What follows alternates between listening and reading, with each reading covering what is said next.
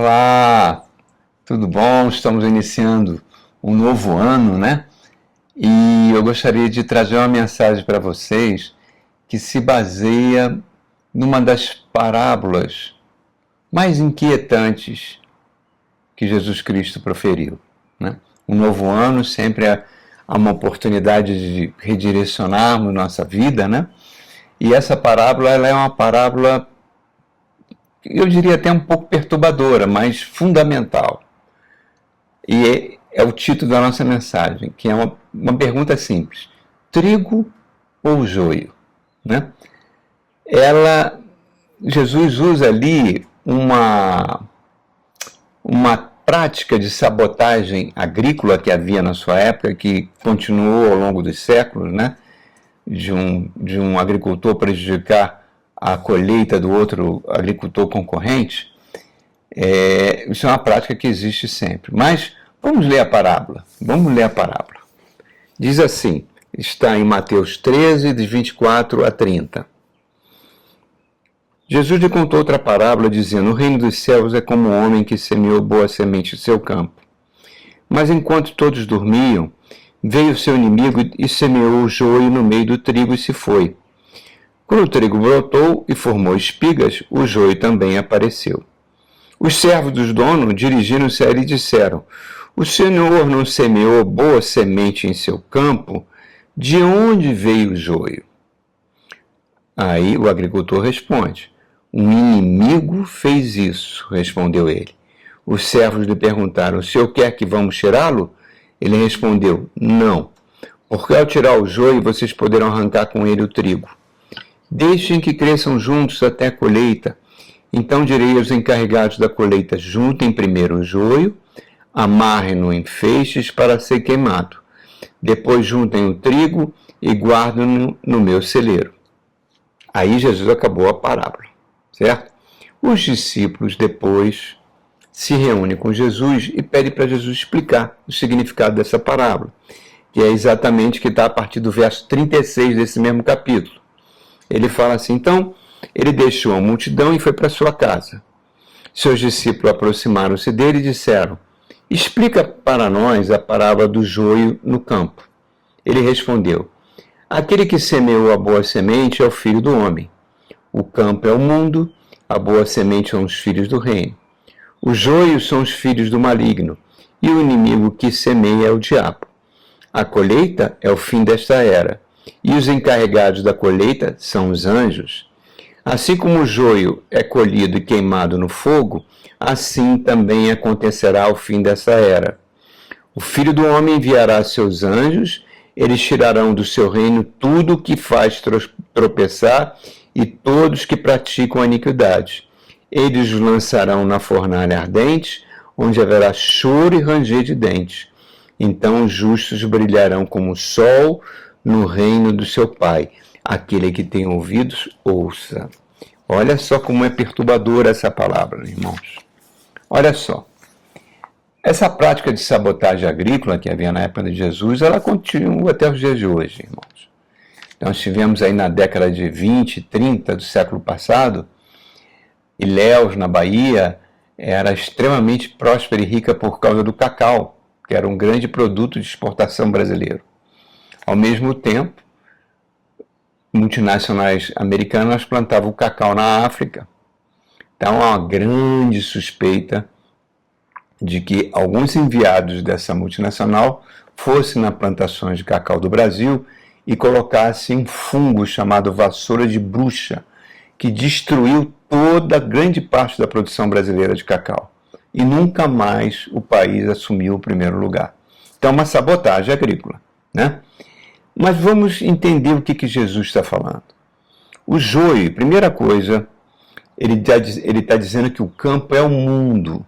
Então, o joio, como muitas pessoas, às vezes, nas igrejas interpretam erroneamente, o joio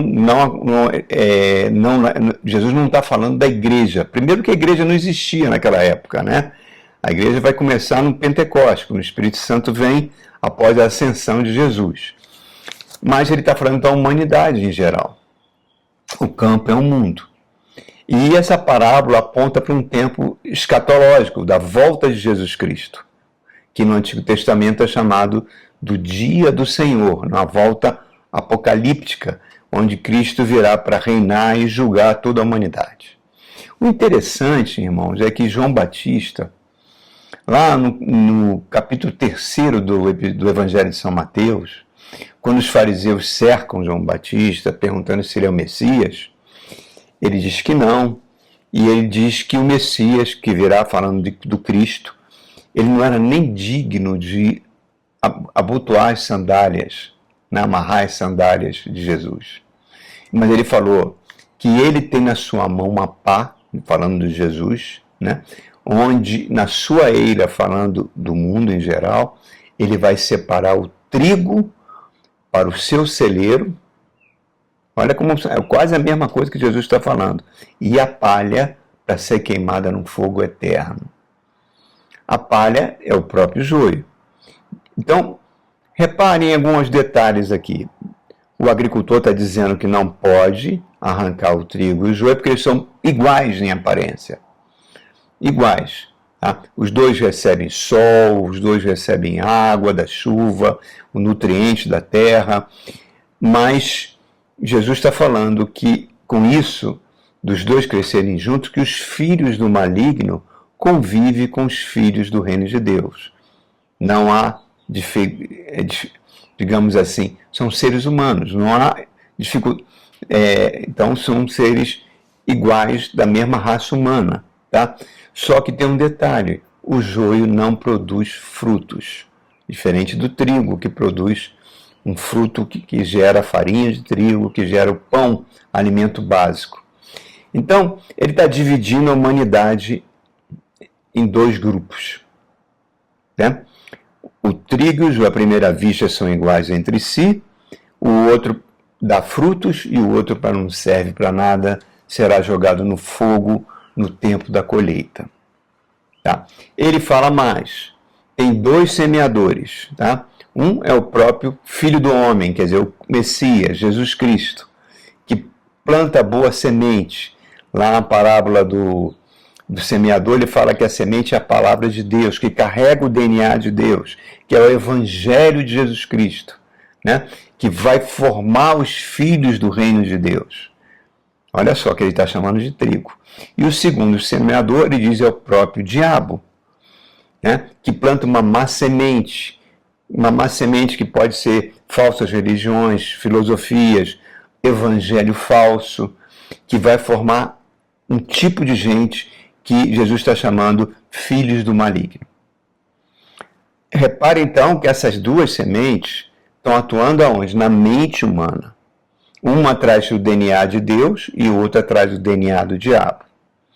O primeiro tipo de semente gera o trigo, os filhos do reino, que estão em processo de transformação, que experimentaram um novo nascimento, que o Espírito Santo produz o maior dos milagres, que é transformar um pecador num filho de Deus.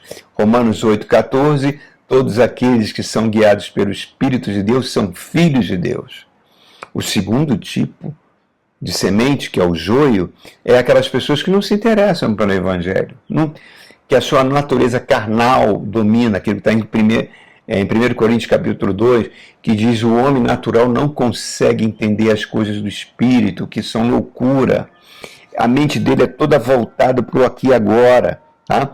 A natureza carnal domina ele, são aquelas pessoas de coração duro, podem ter aparências de religiosas, aparências de bondade, mas deliberadamente, ou então serem maus, corruptos, de forma bem explícita. Tá? Aí chegamos a algumas verdades. Jesus já falou isso em outras ocasiões, que ninguém sabe, na realidade, quem é o joio e quem é o trigo. Só Deus sabe quem são. Tá? Somente Deus, o Espírito Santo, Jesus Cristo sabem quem são. E mais forte ainda, Jesus proibiu a gente de apontar o dedo para alguém ou julgar alguém, chamando essa pessoa de um tipo de joio, como muitas vezes eu via nas igrejas que eu me converti lá no Rio de Janeiro, que tinha maus hábitos de algumas pessoas, e fulano é um tremendo joião, a vida toda errada. Não podemos fazer isso. Jesus fala que como é que a gente repara no cisco do olho do irmão e esquece que nosso tem uma trave. E que na medida que a gente aponta o dedo para alguém e acusa, nós seremos julgados no mesmo padrão no final, né? Então reparem, é impossível, a parábola está dizendo, diferenciar o joio do trigo. Só na colheita final. Só quando Jesus voltar. Tem aquela passagem maravilhosa que Deus manda o profeta Samuel ir na casa de Jessé para ungir o futuro rei de Israel, e Jessé enfileira seus filhos, né, do mais velho, começando pelo mais velho, e Samuel, quando vê aquele filho mais velho, forte, grandão, ele fala, esse vai ser o futuro rei de Israel. Já ia preparando a botija de azeite para ungir, Deus fala com ele, não faça isso, não é esse. Aí ele parte para o segundo, achando que seria. Deus também não é esse. Parte para o terceiro, Deus fala, Samuel, você se baseia nas aparências, eu não olho a aparência, eu olho o coração. E nenhum desses é o que eu escolhi. Aí Samuel vira para Jessé, tem mais alguém aqui? Mais algum filho? Tem um garoto de cabelo vermelho, está lá no campo, cuidando das ovelhas, quer dizer, o próprio pai não o reconhecia como filho. Então manda chamá-lo. Aí quando Davi entra, aquele menino, o futuro rei Davi, Deus fala, é esse. Ele tem um coração segundo o meu. Pode ungir. Porque eu não olho as aparências, olho o coração. Então, irmãos, as pessoas que são trigos, elas podem estar com a vida toda enrolada. Pode até estar dentro de uma cadeia por ter feito um crime terrível, né? Pode estar em maus caminhos, mas quando essas pessoas ouvem um evangelho, a boa semente, são tocados, se convertem, se arrependem dos seus pecados, nascem de novo e um processo sobrenatural começa naquela pessoa, que não depende dos seus esforços. É o plano de salvação entrando em ação. Por isso a importância de uma igreja patrocinar e financiar missionários. A importância de trabalhos que são feitos na pastoragem carcerária. Isso é muito importante, irmãos. Aí essas pessoas que não ouvem o Evangelho, o Espírito Santo coloca, uma linguagem figurada, é claro, numa escada rolante que vai dar no céu. Só ficar ali quietinho, seguindo o curso que o Espírito Santo está fazendo na vida de cada um. Então, no joio, isso não acontece, porque a palavra não tem efeito. As coisas do Espírito não são loucura para esse tipo de pessoa, não se converte. Aí vem a primeira verdade, foi essa, que nós acabamos de falar, né? Que é, ninguém sabe quem é o joio e o trigo. A segunda verdade, o joio não vai virar trigo. Olha, isso é muito forte. Tem muito a ver com eleição, que nós já falamos anteriormente. Primeiro, por quê? Porque ele não quer. E não acha importante se reconciliar com Deus, que é a coisa mais importante que um ser humano pode fazer. Lembra dos judeus? Os judeus, na época de Jesus, somente os fariseus, né, se achavam filhos de Deus, se achavam mais santo que todo mundo, consideravam os gentis como goim, né, aqueles que não têm alma, e eles começam a ter, ali em João capítulo 8, um diálogo extremamente pesado com Jesus. E Jesus fala, se você acreditar em mim, eu vos libertarei. Ele diz que não são escravos de ninguém, que são filhos de Abraão. Ele fala, Jesus, se vocês fossem filhos de Abraão, vocês iam me reconhecer. Vocês estão querendo me matar por causa dos sinais que eu tenho feito. Abraão jamais faria isso. Abraão saberia que eu vim do próprio Pai. E eles falam, nós temos um Pai que é Deus. Se vocês tivessem um Pai que é Deus, vocês saberiam que eu vim dele. Mas o Pai de vocês não é Deus, é o diabo. Olha só, ele é muito taxativo. ele é assassino, mentiroso, ele veio para roubar, matar e destruir. E por que vocês são filhos do diabo?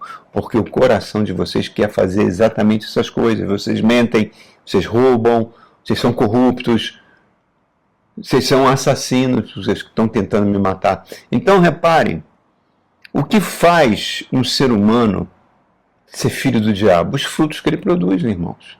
Os frutos da carne. A carne não é essa massa de músculo, tecidos e nervo que cobre os ossos, não. Carne significa a parte não regenerada da personalidade humana. O ego da pessoa que se opõe a Deus. Aí tem os frutos da carne, né? Isso que em Gálatas capítulo 5, verso 19, mostra isso pra gente. Vamos ver aqui essa passagem, que é sempre bom a gente saber quais são os frutos da carne. Vamos lá, Gálatas capítulo 5, verso 19 a 23, fala assim, ó. As obras da carne são manifestas: imoralidade sexual, impureza, lascívia, idolatria, feitiçaria, ódio, discórdia, ciúmes, ira, egoísmo, dissensões, facções, inveja, embriaguez, orgia e coisas semelhantes. Eu os advirto, como antes já os adverti, que os que praticam essas coisas não herdarão o reino de Deus. Não herdarão o reino de Deus. Obras da carne. Né? Então, observe, irmãos, essas práticas carnais impedem um ser humano de entrar no reino de Deus. O que sobra? O fogo eterno. O fogo eterno, que Jesus foi taxativo em falar sobre isso. Então, um joio não vira o trigo. Agora, a palavra de Deus, ela tem o poder, e é a verdade número 3, de fazer frutificar o DNA de Deus em nós. Jesus conta isso lindamente na parábola do semeador, né? Que mostra como a palavra atua na mente humana, citando o que a palavra faz. Primeiro, ele compara alguns solos ao efeito da palavra no ser humano. Primeiro, a palavra que cai à beira do caminho e vem a ave do céu e rouba. Jesus diz que são pessoas que não conseguem entender a palavra e o diabo rouba a palavra pregada que estava no seu coração. Depois ele fala de 2 tipos de pessoas, 2 tipos de estados mentais. Uma que cai entre pedras e outra que cresce entre espinhos, onde a palavra é sufocada pelos cuidados desse mundo, pela necessidade de enriquecer, de ter uma posição social, pela necessidade de estar acima dos outros, ou não dizer que é cristão para não sofrer nenhum tipo de preconceito ou perseguição. Em suma, tem vergonha do Evangelho. Ele recebe a palavra com alegria, mas não frutifica. E depois ele fala num tipo de mente que a pessoa recebe aquela palavra com tanta alegria que ele vai frutificar, vai dar os frutos do Espírito Santo, a 10 por 1.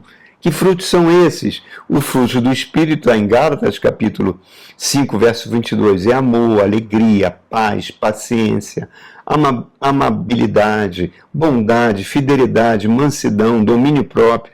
Contra essas coisas não há lei. Os que pertencem a Cristo Jesus crucificaram a carne com as paixões e desejos. Se vivemos pelo Espírito, andemos pelo Espírito. Olha que coisa fantástica, irmãos. É uma coisa sobrenatural. Sobrenatural. Certo? Então, o que a gente vai? Quais os sinais que a gente vê num trigo que frutifica, numa pessoa que se converte? Atitudes que ela tinha no passado. Algumas coisas que ela gostava no passado. Hoje ela tem consciência que aquilo entristece o espírito. Não atrai mais ela. Ela não sente mais prazer naquilo. É coisas que ela dava valor muitas vezes no passado, para ela não tem mais importância. Ela pode até passar por provações, por lutas, por dificuldades, mas ela vai entender aquilo que o apóstolo Paulo fala lá em Atos 14, no seu discurso na sinagoga de Antioquia da Psídia, onde diz que importa passar por muitas tribulações para entrar no reino de Deus. Ele vai entendendo que a entrada no reino de Deus é caminho apertado, é porta estreita. Por quê? Porque tem que mortificar essa carne que está em nós, esse ego que está dentro de nós.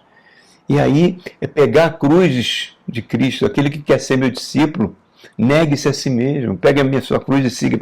Então ele vai entendendo tudo isso e ele começa a amar mais a Deus e ao próximo. É uma luta diária contra a nossa natureza, que vai fazendo a pessoa amadurecer na fé. E vai entendendo que mesmo no meio de provas e lutas, tudo está cooperando para o bem daqueles que amam a Deus. E que nada, mais nada, como diz Romanos capítulo 8, pode nos separar do amor de Deus que está em Cristo Jesus.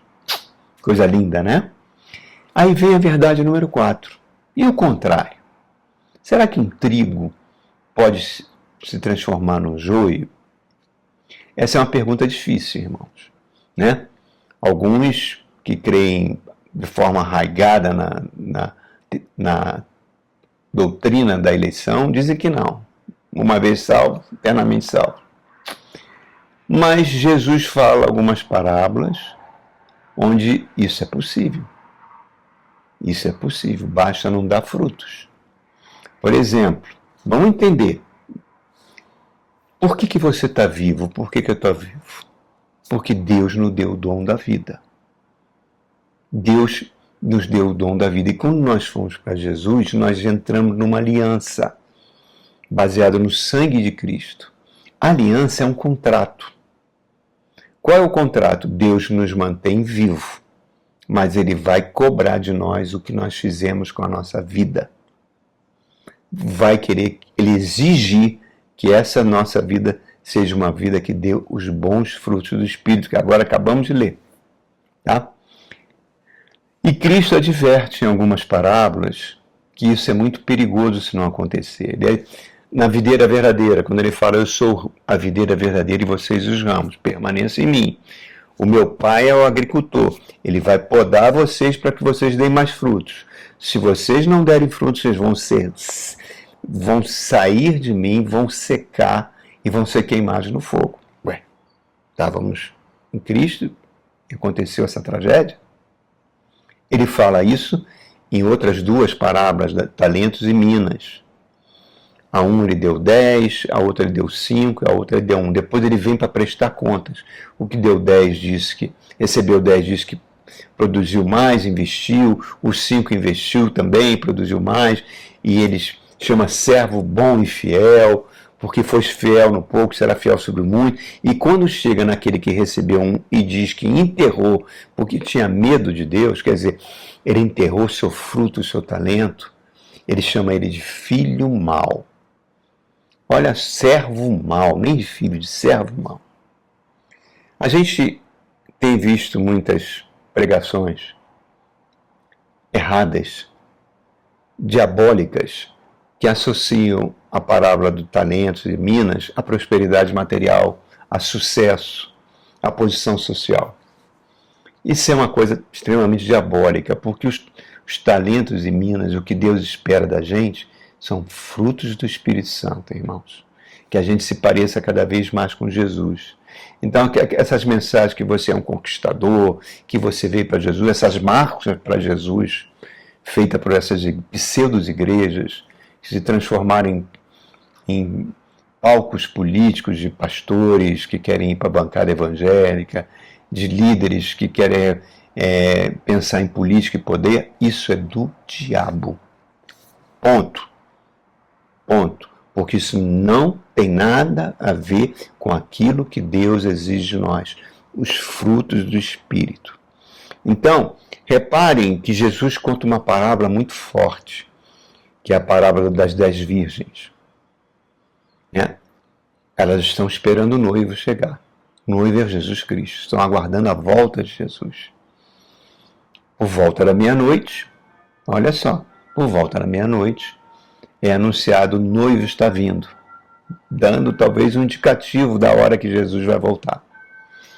Pois bem,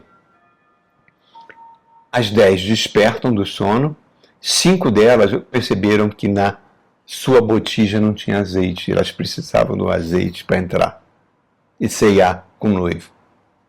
O azeite é o símbolo do Espírito Santo, é o símbolo da verdadeira conversão. O que elas fazem? Pedem para as outras virgens que dê o azeite para elas. Elas dizem, não, se der o nosso nós vamos ficar sem.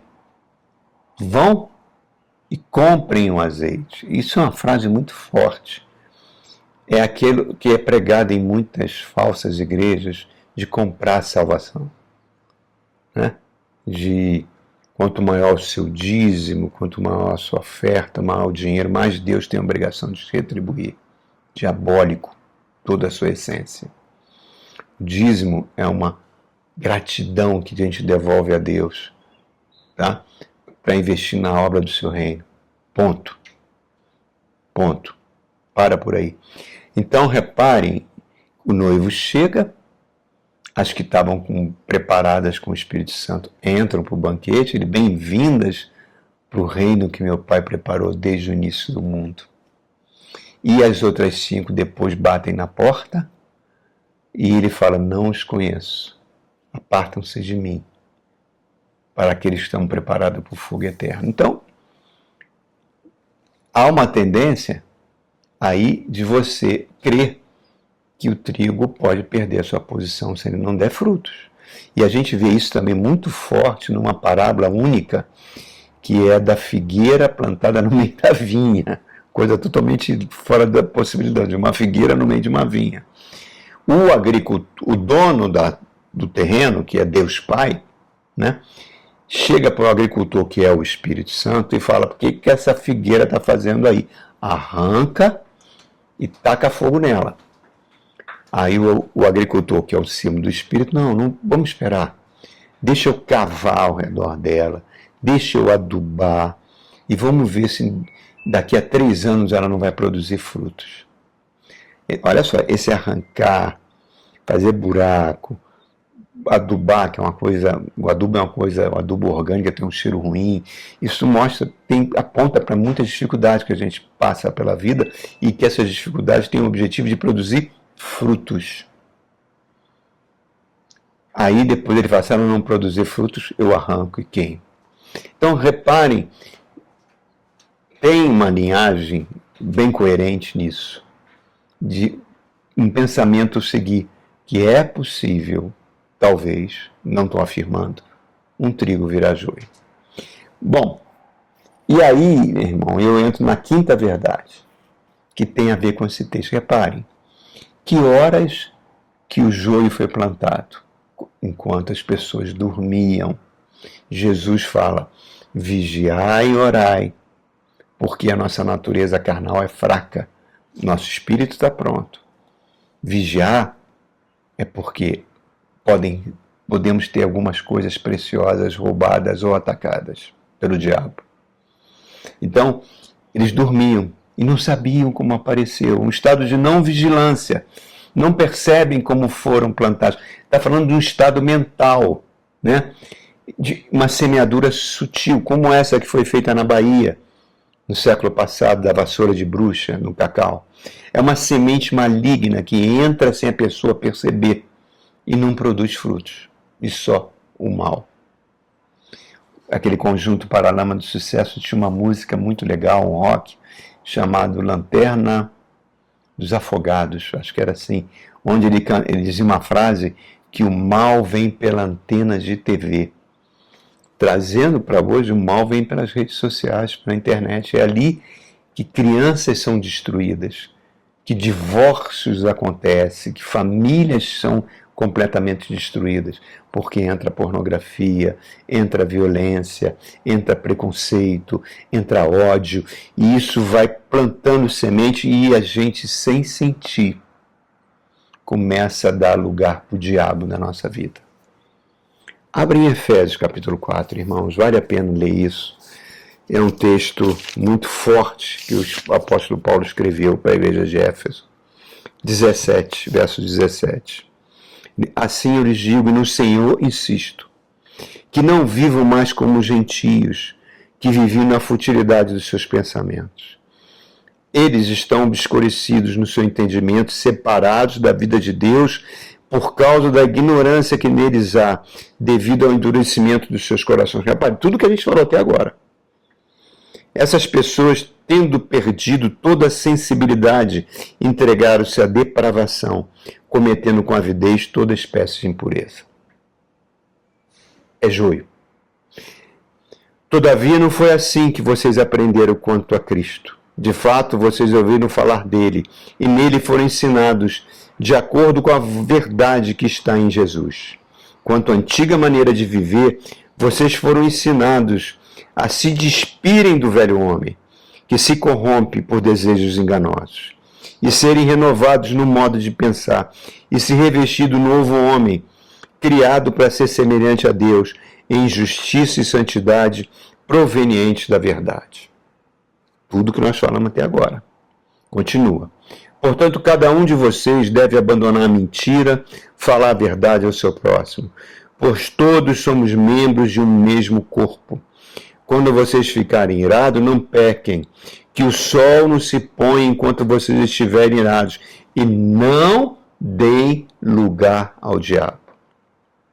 Continua. Os que furtavam não furte mais, antes trabalhem fazendo algo útil com as mãos, para que tenham que repartir com quem estiver em necessidade. Nenhuma palavra torpe saia da boca de vocês, mas apenas que for útil para edificar os outros, conforme a necessidade, para que conceda graça aos que ouvem. Não entristeçam o Espírito Santo de Deus, com o qual vocês foram selados por dia da redenção. Livre-se de toda amargura, indignação, ira, gritaria, calúnia, bem como de toda maldade. Sejam bondosos e compassivos uns para com os outros, perdoando-se mutuamente, assim como Deus os perdoou em Cristo. Está aí, irmãos. Como é fácil a gente dar lugar ao diabo, né? Pelas nossas atitudes. Hoje, você mata as ervas daninhas com defensivos químicos, né? Que faz até muito mal no agronegócio, à saúde. O joio espiritual não tem como matar com nenhum tipo de defensivo. É só no final dos tempos, quando houver a separação. O trigo para o reino e o joio para ser queimado. E essa devia ser a nossa principal preocupação ao acordar, ao iniciar um novo ano. Preocupado, será que o estilo de vida que eu estou levando não está mais produzindo frutos? Será que cada dia eu pareço mais com joio? E aí vem a última verdade, a verdade número 6. Cabe a mim e a você decidir permanecer na condição do trigo. Muitas vezes o Espírito Santo pode fazer algumas perguntas para nós. Meu filho, você quer caminhar junto comigo, assim como Abraão caminhou e eu chamei ele de meu amigo? Será que nessa caminhada eu vou ter condições de formar Jesus Cristo em você? Um tipo de gente que se parece com Jesus, um filho do reino? Será que eu posso podar você para que você dê mais frutos ainda? Você topa? Acho que se o Espírito Santo perguntasse para nós dessa forma clara, todo mundo ia dizer sim, né? Aí depois a gente vem com a segunda pergunta. Olha, Jesus disse que aquele que quer ser discípulo dele tem que negar a si mesmo e carregar a sua cruz. Eu posso arrancar algumas coisas de você? Possivelmente aquela loja, né? Ou aquela casa, aqueles imóveis que você comprou com dinheiro vivo, não declarado, né? Que muitas vezes veio até de rachadinhas, né? Será que eu posso arrancar isso de você? Será que eu posso te levar à falência devido a essas negociatas que você faz por aí? Você quer? Você quer que eu arranque o Adão malvado que mora dentro de você, que está destruindo a sua família, os seus relacionamentos? Você quer? Aí está ficando mais duras as perguntas, né, irmão? O que a gente responde? Não, Senhor, eu quero. Eu quero a Cristo. Você quer ficar com um pé no mundo e um pé na igreja? O diabo pode te abençoar, te dar muitas coisas, e você continuar um joio. Ou você quer a obra da cruz na sua vida? E a última pergunta que o Espírito Santo pode fazer. Você confia em mim, meu filho? Você confia que eu sou apaixonado por você? Você confia que eu dei meu próprio filho por você? Você confia em mim que mesmo que você passe por lutas, dores, sofrimentos, vai cooperar para o seu bem? O que ele espera que a gente responda? Sim, Senhor. O justo virá pela fé. Ou então respondeu o que Maria falou para o anjo Gabriel. Eis aqui, a escrava do Senhor. Faça em mim, cumpre em mim conforme a sua vontade. Isso é o trigo, irmãos. A boa notícia, irmão, é que Deus nos ama. Deus quer que a gente seja próspero, sim, que a gente seja feliz, mas de acordo com os padrões da Bíblia e não de acordo com os padrões desse mundo. Deus não está buscando simpatizante, irmãos. Deus está buscando filhos do reino para encher o celeiro dele, do bom trigo. Deus quer que você aproveite essa viagem de volta. Quanto tempo te resta? Um dia todos nós estaremos diante do tribunal de Cristo e vamos prestar contas de tudo o que fizemos, irmãos. Quanto tempo nos resta? Eu vou fazer 70 anos. Meu tempo está terminando. Mas uma menina de 18 anos, aquela atleta magnífica da equipe de ginástica rítmica, morreu esse mês com 18 anos de idade, vítima de um câncer terrível. Uma vida toda pela frente que terminou. Não sabemos qual é o nosso tempo, só Deus sabe, irmãos. Então, que a gente se esforce para pensar nisso. Se a gente realmente quer ser um trigo para o celeiro de Deus, ou deixar que os frutos sejam frutos malignos que podem nos levar a ser queimado no final. Não é fundamental a gente pensar nisso, nesse ano que inicia? Então, que essa palavra desperte isso no seu coração. Tá bem? Um ano maravilhoso e que Deus te abençoe ricamente.